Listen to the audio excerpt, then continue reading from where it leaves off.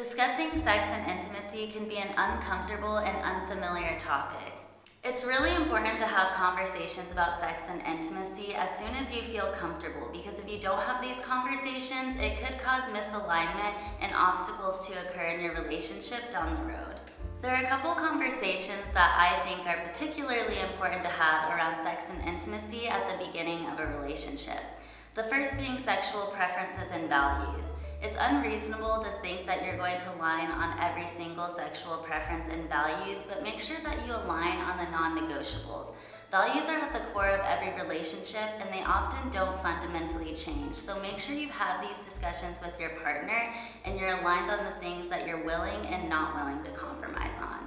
Another important conversation to have around sex and intimacy is about desire. You can have either spontaneous desire or responsive desire. Spontaneous desire occurs more in the moment and out of nowhere, whereas responsive desire requires this gradual buildup and getting in the mood. It's very common for couples to have different types of desire. This is called desire discrepancy. It's important to have these conversations with your partner about what your type of desire is and how to bridge the gap where you can.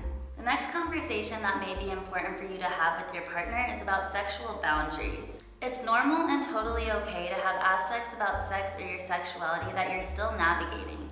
Try your best to remove shame and talk to your partner about anything that you're unwilling to do.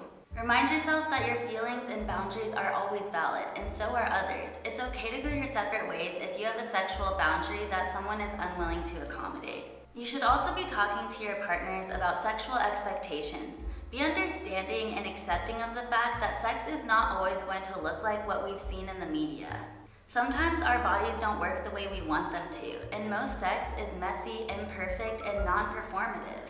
Expecting mind-blowing sex the first time or even the first few times is unrealistic. Be patient and don't be quick to label someone as sexually incompatible. Most couples have to go through a period of time where they mutually train each other how they prefer to receive pleasure. Make sure that you're having early conversations about your own sexual expectations. The last and possibly most important conversation to have is about sexual safety. For many people, sex requires a safety that only comes with time. A big part of this is both psychological and emotional. Even when it comes to casual hookups, acknowledge that sex is an intimate and vulnerable act. Explore what fosters sexual safety for you and communicate this with your partner.